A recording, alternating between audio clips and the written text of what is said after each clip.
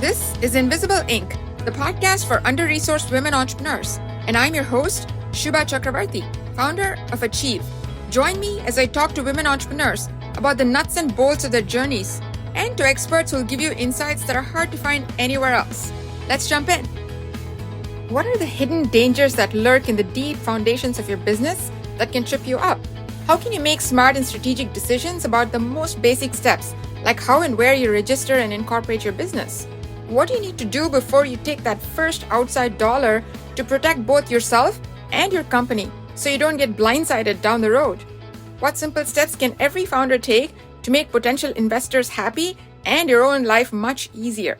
In this episode, Heidi Abdul, co-founder and COO of Afissio LLC, provides an easy-to-understand and actionable guided tour of the basic legal and corporate infrastructure you need to be successful as a founder and as a fundraiser. Please note that this information is provided for educational purposes only and does not constitute legal or financial advice. Now, here's Heidi.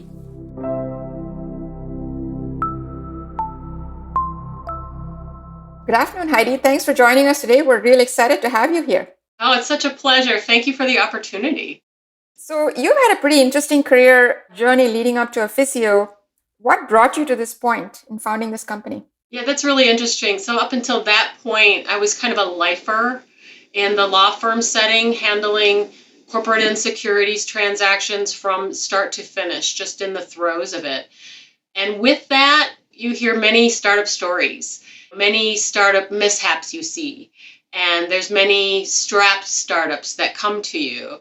But I think the main thing that made me really take that leap is this. So not only are you paying a high-priced attorney for your Series A transaction, but you're also paying a really nice chunk of legal fees to your investor counsel. So essentially, you're paying for both legal bills in the deal.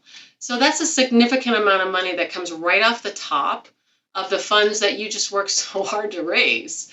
So I knew I could bring these services to the startup community with a more economical approach.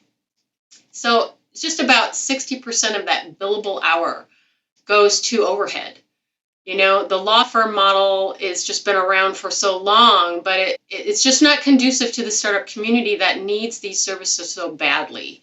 So after living through so many of these transactions and listening to the feedback from the founders, I kind of broke free, took that 60% right off my billable hour and brought the services to the startup community. So that's how I started.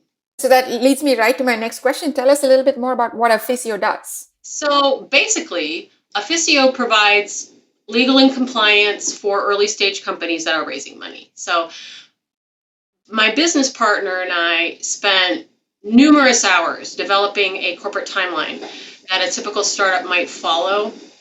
We listed each corporate decision from formation, getting an EIN, bringing on help, documenting services, filing for a trademark, getting money from friends and family, all the way through several rounds of fundraising. Then we grouped these decisions, documents, processes, etc., into what we call modules. And all these modules fall naturally on this corporate timeline. Our modules start off with corporate formation. We have corporate conversion when you want to convert from an LLC to a corporation. We have a brand module for registering a trademark, early stage module for friends and family rounds, pre-preferred module, preferred module, and so on. There are more, but that's the main idea. And each module comes just jam-packed with all the documents, guidance, legal advice, coaching, cap table management that founder needs to complete that particular portion of the corporate timeline. And what I feel is the best part of our model is that each module comes with a flat fee rate. There's no hourly billing. We get so much feedback from startups telling us that they hesitate calling their lawyer because they'll get a bill every time they make a phone call or every time they send an email. This is where the problem starts happening. They won't call to get the advice they need because it costs so much. So we came up with the flat rate model that comes with unlimited access to us. So that's Afissio.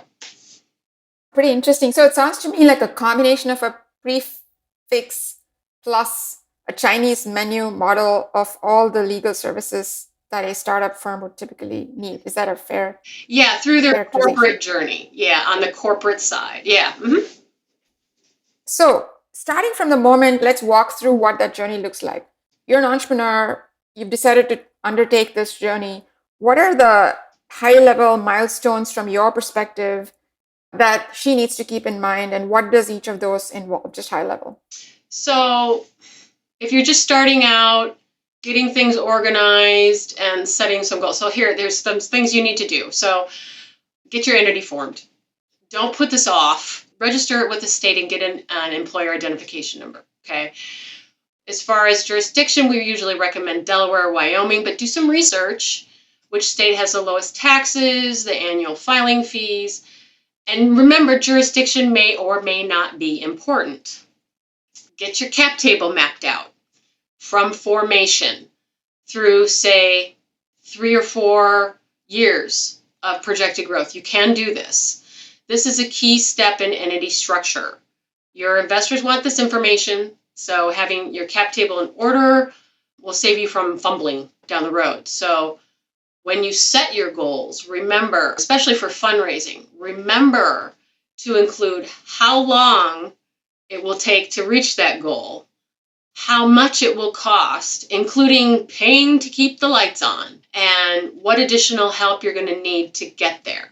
So have this clearly laid out. You can project these things. It takes a little homework. So those are the things I focus on. Let's start with corporate formation first. At what point, you said right off the bat, you need to be forming an entity. Are there any exceptions to that? Like, what are the considerations I need to keep in mind as an entrepreneur? Can you walk us through that whole process of corporate formation? Yeah, that's great. I could break down corporate formation, but I think just getting an entity formed is the main key, and getting a separate identification number. You want it separate. So LLCs are simple, and in many states, annual maintenance is so easy.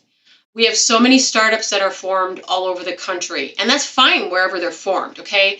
Forming an entity will start to build credit and keep the entity transactions separate from your personal assets. So it's important to document everything. I mean, everything. So any contract should be signed through the company. You want to keep liability away from your owners. So having the entity that does the transactions, not the individual, will provide some of this protection from you. So it separates you from your entity. Which is great. And it leads me, I was talking to a mentor who mentors entrepreneurs. He's an experienced entrepreneur himself. And he was telling me about a woman who started a business and she was raking in, I want to say 2 to 3 million in revenue every year in cash receipts. It's an e-commerce business. And he said she didn't even have an accounting software installed until 2 years in. Now, I know that's not advisable, but my question to you is, are there circumstances in which it's okay to defer forming that entity? And if so, what would those factors be? So an e-commerce situation is, if it's just you can generally work under a DBA, and that's fine. However, if you're going to be doing any of the transactions that Afissio assists with, that's a different story. So I get cash is really tight for startups. I so understand that. But protection from liability is important. But if you have a couple of years of startup under your belt and there's no documentation, you have a terrible time recreating those events and then documenting them up properly. You may not even be able to do it. This gets you into a lot of trouble, and no investor will take a look at you until it's fixed. If you have a business partner, say, and that partnership sours, what do? Having corporate formation and your proper internal governance documents that kind of set forth these processes and for these events, they're going to save you so much pain in the future. And cleaning up later is more costly than doing it right from the start. Sounds like the moment, there's certain triggers that definitely indicate you should be forming an entity sooner rather than later. If you're in business with anybody else, if you're transacting with anybody else, sounds like you want that cover of liability protection. Those kind of make sense to me. So you mentioned a couple of words, LLC, DBA, corporation. Can you walk us through what are the high level choices an entrepreneur has in terms of entity, and just when does one make sense versus another? for those of us who are not familiar? Yeah, that's a great question. And the clients that come to us fall into three basic buckets, I would say, as far as corporate entity formation. There's more, but these are the main, okay? So that's a C corporation, an S corporation, and a limited liability company. The differences between them, in many cases, and this is very high level, it really boils down to whether you want to take on investors and the taxes. So C corporations are double income taxed at the corporate level and at the personal level. But they're more attractive to investors because of the capital gains breaks they get, okay? S corporations limit the type of equity you can issue. They limit the number and type of owners you can have, but are more favorable to owners because the owner can take a salary, which is taxed lower. LLCs can be taxed as a partnership and typically are, where the expenses and income trickle down to the owners, and they either pay a tax on the income that's from the company or they get a deduction for the expenses. Okay, so that's those three at the federal level. So corporations and LLCs differ at state level too. Some states charge higher franchise taxes for corporations than they do for LLCs. So some thought has to go into that, some research, but there's more, but those are the key considerations our clients are taking into. Excellent. So it sounds like if you know for a fact that you're going to need outside investment, either S or C Corp is the right way to go. Is there any situation, let's say I'm starting up, I don't have a lot of ambition, I started an LLC, is there any downside or any future costs I'll end up paying or some disadvantage if I end up growing outside my wildest dreams and suddenly I realize I need to take on more investors? So there's no harm in taking on investors in an LLC. That's a very good question. So that can also depend on which investment vehicle you use. So if you use a convertible security and you're still an LLC, you don't have to worry about being a corporation at that particular time. You may have to convert to a corporation once that convertible security converts. So there are ways that you can remain an LLC even when you take on investors. So it depends on the circumstance. You mentioned tax a couple of times, right? Not just from a gains and income tax from a appreciation perspective, but even for expenses, salary, things of that nature. What are the top 2 or 3 buckets of financial implications you need to keep in mind before you make this decision about organizational form? For getting tax advice, there's other things that come into play that have nothing to do with corporate organization. They don't have to do with you being a corporation or an LLC for the most part, and that's determining your value. You need to hire a tax professional when you need to determine your value, like when you raise money, what's your company worth? Say you want to implement an equity incentive plan. What's the price I can pay for one share of my equity? That type of thing. That's the tax information that you're going to need when you're setting some goals too. So keep that in mind. Raising capital, very, very clear implications. And then also from your income and expense tax implications is also one angle, is kind of what I'm hearing. Is that a fair characterization? Yeah. How to think about? Yes. So you're going to need your tax. There's tax implications. Let me just say from the get-go, get advice from a tax professional.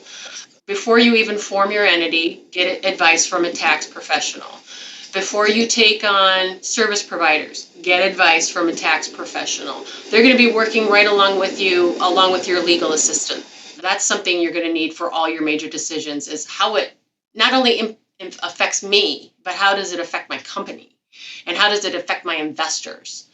So everything that happens in the company, all throughout the whole cycle, you need tax advice. One thing you mentioned earlier, you talked about, it depends on the state and different states have different requirements. That brings up the question of legal jurisdiction. How should an entrepreneur think about jurisdiction when forming their initial entity? And then later on, are there downstream implications that I might need to consider even at the get-go? Yeah, that's a good question. Selecting an entity location will depend on your future plans more than anything. So for example, if you don't plan on raising money for a couple of years, a simple LLC in your home state's fine, where you are living. That's fine. It's easy to convert later. You can convert it according to your investment person dictates later. So if you plan on raising money right away, form your entity and state in a state that investors like Delaware, by far the best, and Wyoming, which is almost as good as Delaware now. Now, Delaware has kind of a unique way of calculating taxes for corporations, not LLCs, but for corporations. And in many cases, it can be very expensive. If you're a very asset-heavy corporation, this can cause a higher franchise tax. I'm not talking about corporate income tax or anything. This is a franchise tax. This is something that should be considered when selecting your jurisdiction. What do they charge you? How is it calculated? What are the methods for determining that number? In some cases, you may not have a choice on jurisdiction. Like we said earlier, your investor may make jurisdiction and entity type a condition upon bringing in the money. So the one thing that's kind of emerging from this conversation, even at this stage, is that it sounds like you need to have a pretty clear idea what your total capital requirements are going to be, at least in the near term, right? Any thoughts or tips on how you've seen entrepreneurs do a good job of estimating their capital, which then leads to all the other downstream implications? It's a lot of research, and I don't see a lot of entrepreneurs and founders doing this very well. So what investors like to see is they want to know how you're going to spend the money, right? So this is what I said before. Lay out the plan, how long the money is going to last, and what you need to get to that goal. How much is it going to cost, right? Am I going to need to bring on a project manager? Am I going to need to pay extra for some software I need to run the business? Do I need to rent office space? Do I need to bring on some office? All these things need to be built into that projection. And your investor is going to ask you, what are you going to spend my money on? And then you're going to have to prove it up later. So it's a lot of research, and you can map it out pretty thoroughly through that type of research. You can look at other companies and what they do that are similar to you. And that's always a good foundation to start this research. And are there pitfalls or typical mistakes you see entrepreneurs making in that stage in terms of estimating capital, especially with a lens on women entrepreneurs?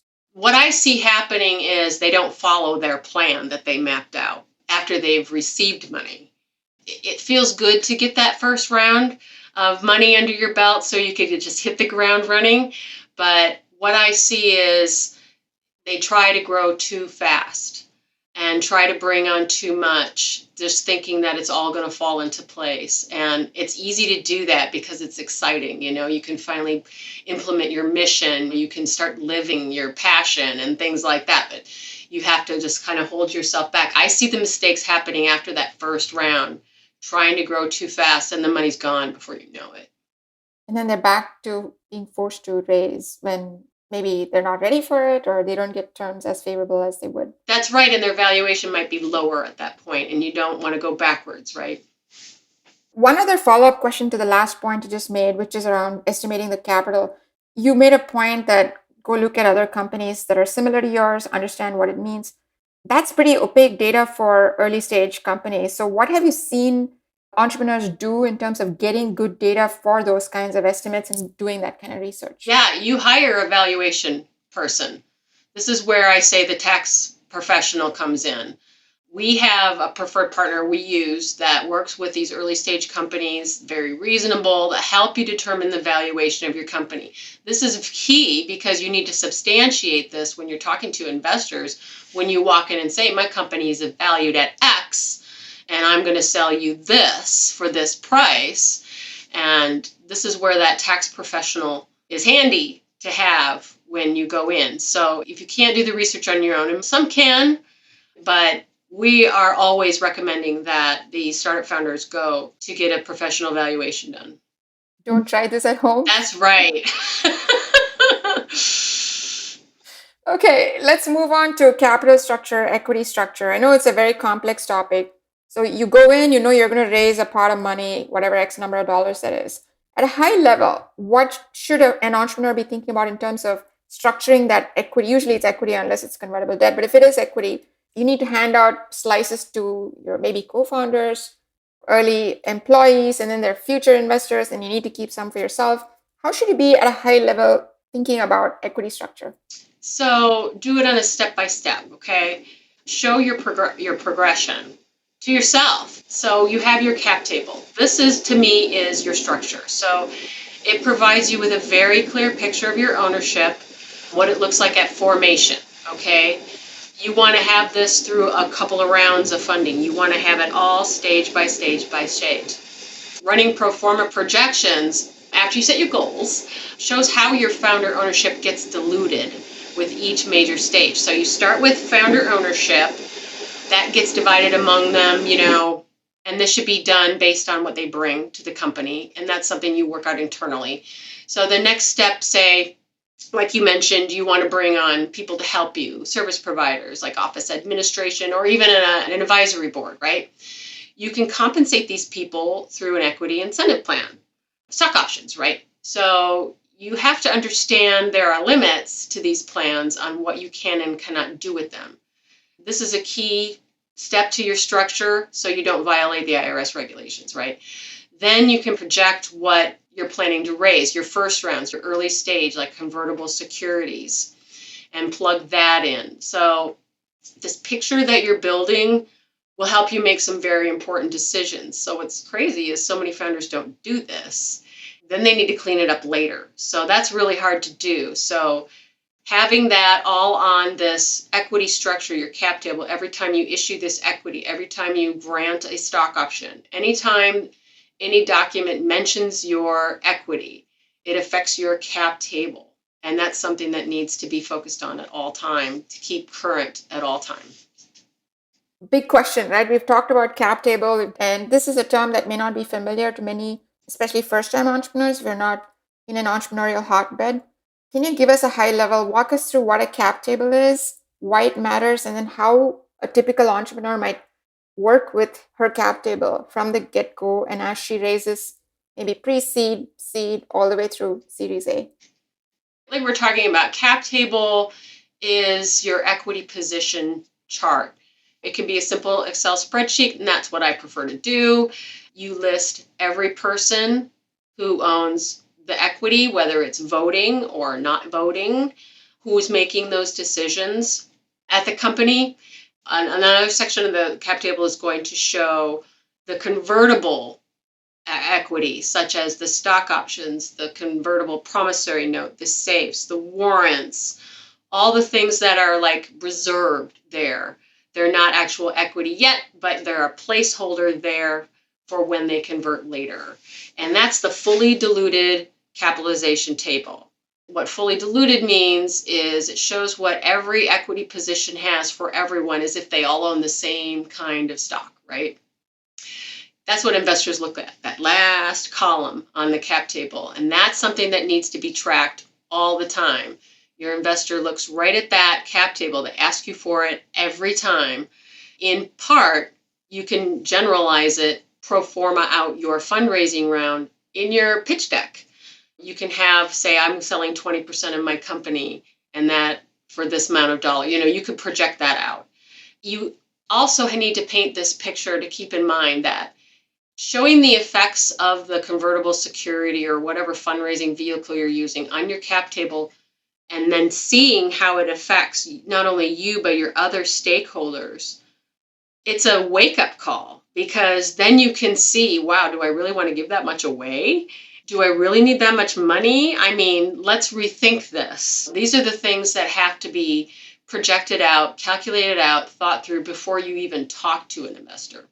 You want to understand the terminology, and we can break that down later, but the terminology that you're using that affects this cap table in this fundraising transaction.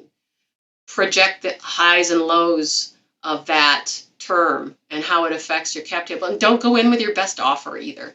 Create some scenarios when you're running the effects of the investment vehicle on your cap table to understand, well, I can give you a 20% discount even if you came and started with 10 and they're hesitating. Well, I can give you 20. And you'll know immediately because you ran the scenarios. That's the advice that I give on that. There's more, and there's a lot of times you have to just revisit it often to refamiliarize yourself with it to become to where it comes natural. And that's really helpful. So early on, you mentioned that even at the get-go, you should have some vision of what your cap table looks like. Does that mean that starting out, I know roughly how much capital I need and how it's going to be split up among these various constituencies, for example, outside investors, founder, if you have co-founders, how much goes at a high level, this much to early employees, this much to advisors. Is that something you should have even at the get-go? And how would you even know going in what that should look like? Yeah, I do it for our clients all the time before we even form their company. We start off with the first stage, corporate formation. Who are your founders and how much equity are they getting? And I put the picture in front of them. So this person has 20, this person has 30%, this one has 40%. And then we assign a number of shares to that, right? Because everybody's dealing in percentages. And that usually gets you in trouble. You have to have specific numbers because you don't know when that percentage occurred in your timeline, right? And then we map out the next stage. You plan on bringing on service providers. So part of that is the equity incentive plan. And there are IRS regulations you must follow as to the size of the equity incentive plan. And we plug that right in, whether they're doing it right now or not. We put it on the cap table and we leave it there until they do it in the future because it's always part of the plan. Okay. And we just leave it there. No matter if they have other transactions that come before it, we leave it there. Investors like it anyway.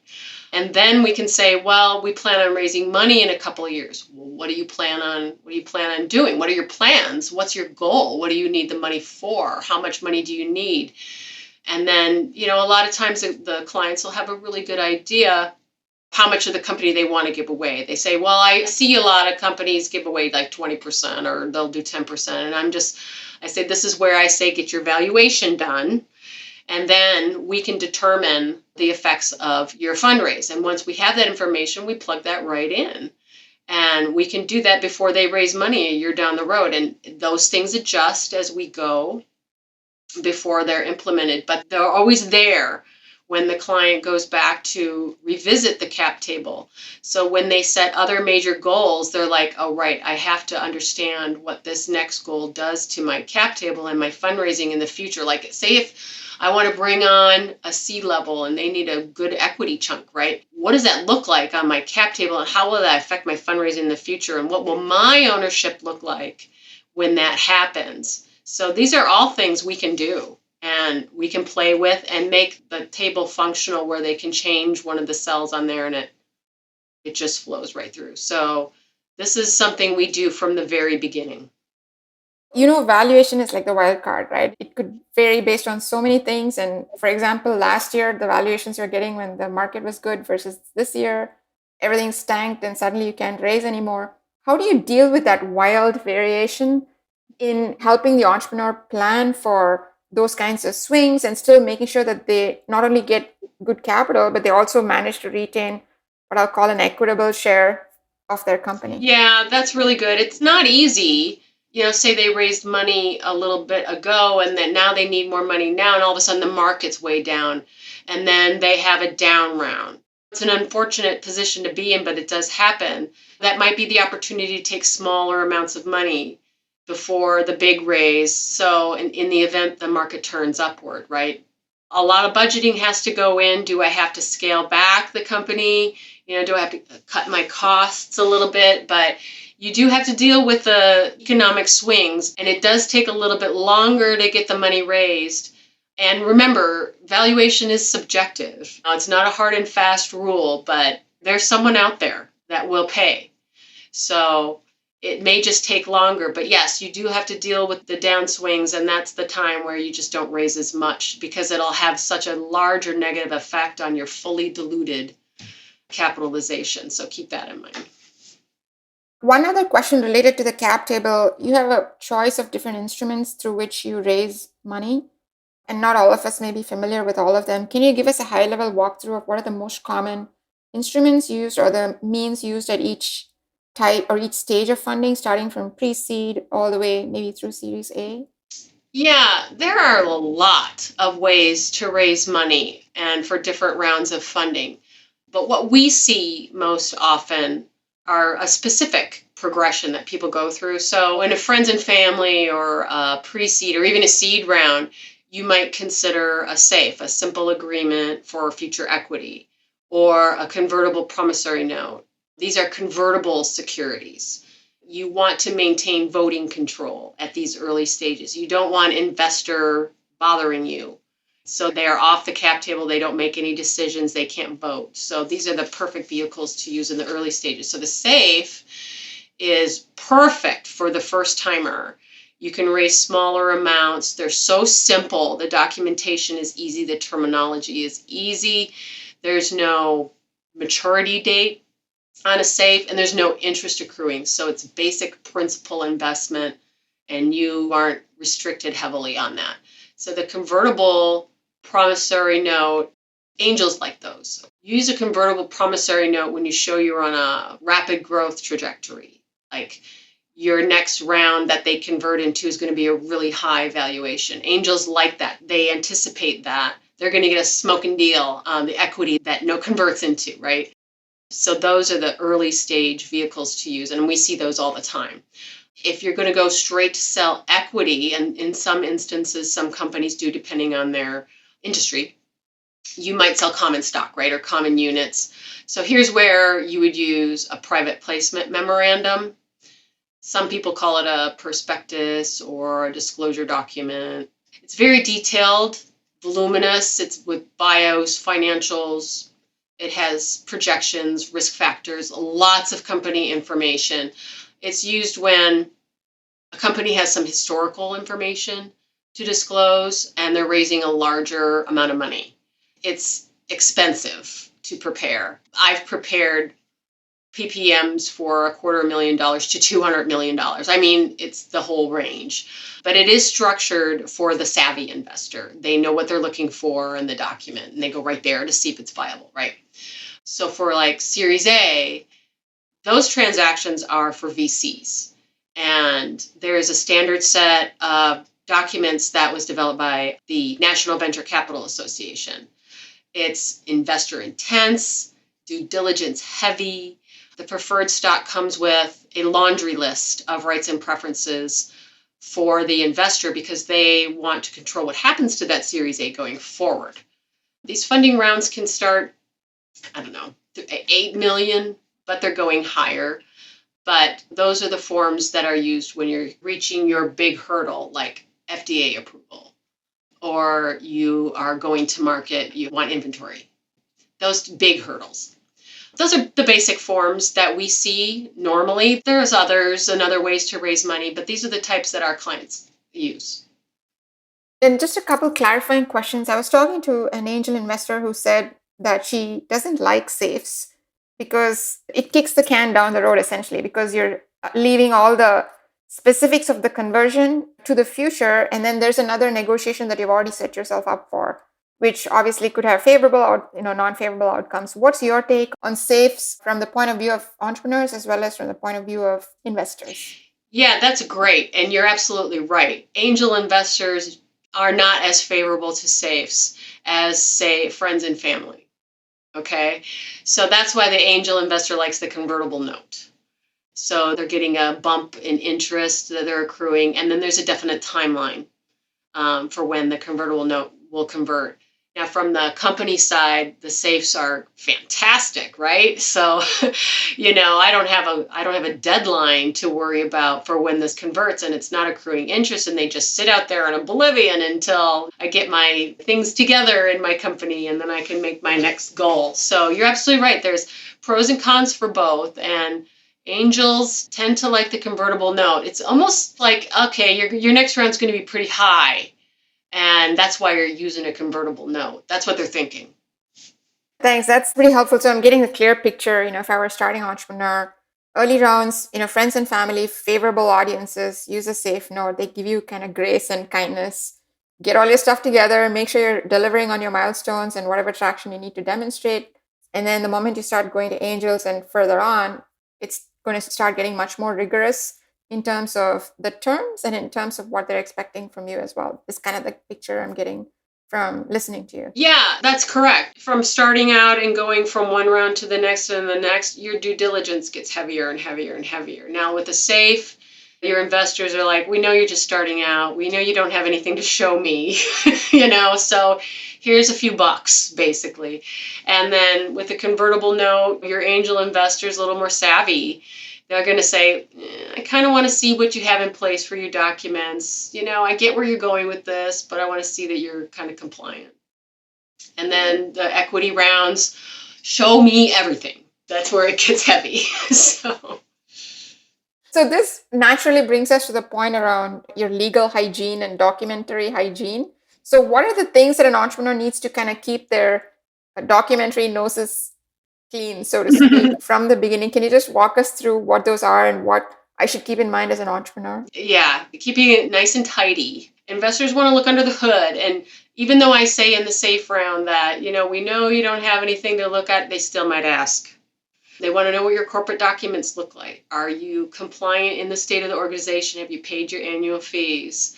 Have you documented any services like people you work with, customers, distributors, all those things?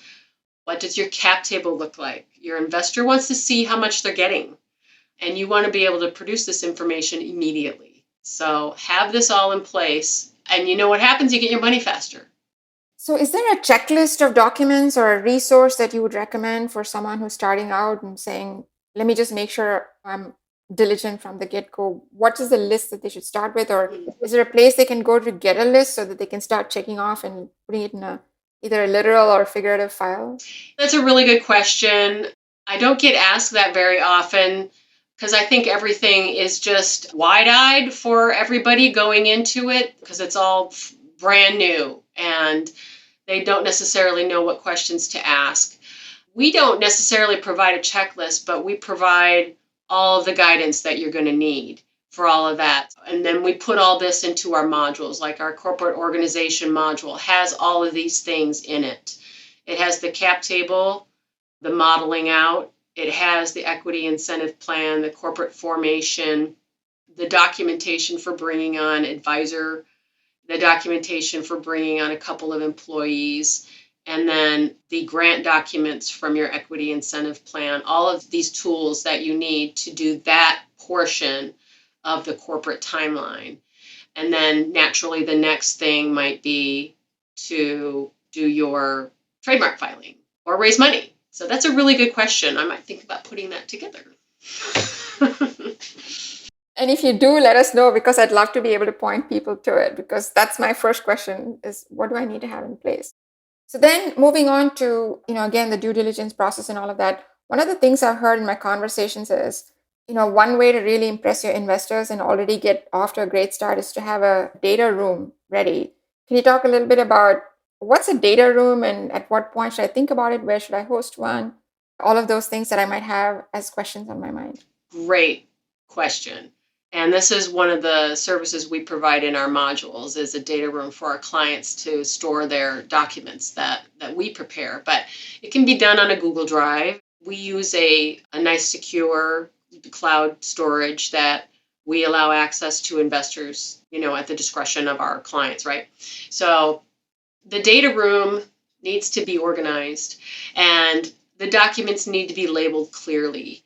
And we set the data room up into different sections. So like corporate organization, capitalization, equity incentive plan, agreements, service provider agreements, benefits. And these folders contain the documentation for these transactions that have taken place.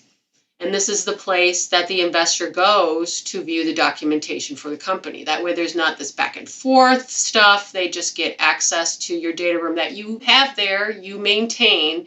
And whether or not you're raising money, it's there. It's updated. Every time you enter into an agreement, every time you issue equity, it's updated. So you have it there, this bank of information for looking under the hood, so to speak, for an investor. Moving on to kind of the process and women entrepreneurs in particular, you've talked about a whole bunch of stuff that figuratively lifts the hood, so to speak, to see what's happening underneath. Can you talk a little bit about your experience with women entrepreneurs? One thing I've heard or read is that women on average tend to get less money at a lower valuation for a higher percentage of the company's equity. What have you seen in terms of First of all, is this true in your observation? And secondly, if so, what drives that kind of outcome? And thirdly, what can entrepreneurs and particularly women do to give themselves a better shot at more favorable outcomes? So I haven't seen that, but what I do see happening is too many founders let people tell them how the deal is going instead of taking charge of the deal from the start. So it's easy to let this happen if you go in unprepared, without your documentation, and really if you lack confidence. So if you take the time to understand all these aspects of the transaction, what you're asking for, the effects, you've done your homework, you'll know what not to do. So now remember, you know your business better than anyone. And that gives a person confidence and a passion and a sense of knowing what you bring to the table. So that should show during the fundraising as well. I've listened to so many people pitch, and when they come up there and they're monotone, they don't get funded. But when they come up there and they're just full of energy, so excited about their project, they may not be able to articulate it to the best degree, but they love what they're doing. Those people get funded more times than the other. But it's important to note here, though, once you have an investor, that person's going to be with you for the life of your company. So you need to know that investor. What else have they funded? Are they easy to get along with? Do they dictate too many restrictions that make you uncomfortable? And also remember, you can say no. So that's key when you're talking to someone. And along the same lines, have you seen, and this may not be empirically provable, but have you seen founders who exhibit a greater level of knowledge and understanding of the financial aspects of fundraising end up doing better deals or making better terms for themselves versus those that potentially maybe rely on somebody else or not as knowledgeable about these things? I think what that's going to boil down to, whether you're a financial savvy person or you hire someone to help you, is you do need to understand the financial aspects of the transaction, because they're going to affect the decisions after that transaction's over. And it's going to affect the transaction going on the next time you raise money. That investor is going to know what brought you to those decisions the first time, So whether you have the MBA in finance or whether you hire someone to help you, you do need to understand the financial aspects. So it's really key to surround yourself with someone who can assist you with that. It's so important. Get the resources to get the information, like your podcasts, or there's books to read. Just never stop learning about these things and keep following the people who keep put out information, like lawyers who keep putting out information on LinkedIn of these transactions and how they're affected, especially in today's economy and things like that. There's a lot of them out there that just put content out on it daily. It's a good habit to fall into. But yes, the financial aspect is key. Don't hesitate to reach out to someone to ask a question. They may just say, yes, I'll help you. Don't hesitate. So last couple questions, the first of which is, if there were 5 things, 5 traits, 5 behaviors, 5 actions that you've seen successful entrepreneurs do over and over again in terms of being successful at organizing their financial affairs as well as getting favorable terms, what would those top 3 or 5 things be? From my perspective, and it's from how I view this process, so it's coming from helping the founder get ready to raise money, is how we help prepare. And it's what we've been talking about. It's that cap table. It's one of the most important data set your company maintains is your cap table. It's unbelievable how overlooked it is. And your milestones. Map out the milestones for the first 2 or 3 years. And like I say, figure out how to get to those milestones. How much money will it take? How much time does it take to get there? And then who do I need to help me? Whether it be the financial advisor. Do I need to hire a CFO? Those types of things. Timing, like I say, how long will it take to get there? How long will the money last?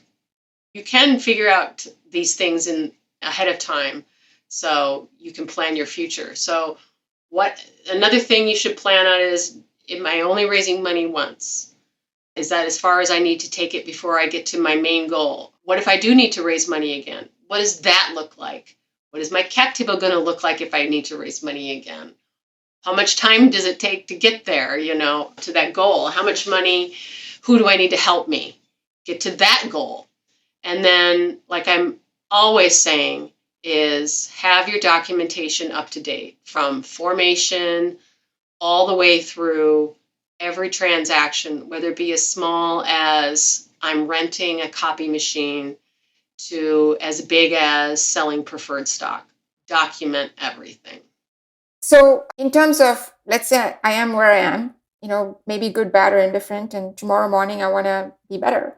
What Monday morning tips would you give an entrepreneur to get on the path of being as organized as you lay out? And what have you seen work for those that you worked with, maybe that weren't as organized, but got their stuff together, so to speak? It's just what I just said. Maybe I could talk about the fact that so many founders and entrepreneurs just don't know where to start, right? And I know that's why you're asking.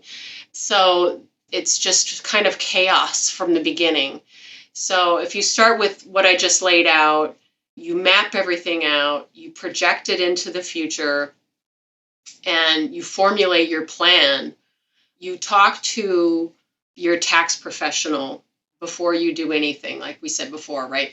And then, once you have your map, once you have your picture, and believe me, pictures speak more than writing the terms down on the piece of paper. Showing what that looks like and what it looks like now and what it looks like in the future, and having your roadmap to get there is the biggest gift you can give yourself. And then having that in order before you form your company, then you're golden. So it's planning. Have the planning in place. Excellent. Any question I should have asked but didn't? No, you really ask a lot of really great questions, and they flow so nicely. So I can't think of a thing. So this has been very good. Excellent. Thank you. It's been very instructive to me, and I'm very sure it's going to be very educational and instructive to many others as well. So Heidi, thank you so much for taking the time today for this super helpful conversation. Oh, it's been such a pleasure. Thank you so much. Appreciate it. The thing I liked most about this conversation with Heidi was just how easy and clear she made it to understand not only the whats of a potentially boring topic, but also the whys and the hows in a way that anyone can understand and follow. My 3 big takeaways on this important topic. The first meta-level observation is that the structure of many expert and professional services you need as a founder might themselves become a barrier to entry, especially if you don't come in with cash or a lot of previous knowledge. Many services are a black box, so you aren't clear about what you're getting, at what price, and what downstream needs they may commit you to. Will you keep needing them and depending on them down the line, and at what cost? So getting knowledgeable about what expertise you'll need and how it impacts your journey and outcomes is itself a solid investment to make into your entrepreneurial journey. Second, it's hard to know what issues you have to make decisions about now, early in your journey, will become important downstream. Many of them are changeable, but come with some meaningful costs and downsides if you have to change them later. Some, like being spotlessly clean with your documentation from the get-go, feel insignificant, but can have a disproportionate payoff down the road. So it's important to dig into the downstream implications that may arise from the decisions that you're making today when you're still small. The biggest takeaway for me, though, was just how important it is for you as a founder to take a long-term view from the beginning of what you want the size and direction of your startup to be, and the value of the cap table as a strategic tool to help you more easily visualize a large number of these variables in a more manageable way. Ignore the cap table at your own peril. So, what one step can you take that will strengthen the legal or financial foundation of your startup? Thanks for listening to today's episode. We have show notes and more at achieve.co. That's achieve.co/podcast. Like what you heard?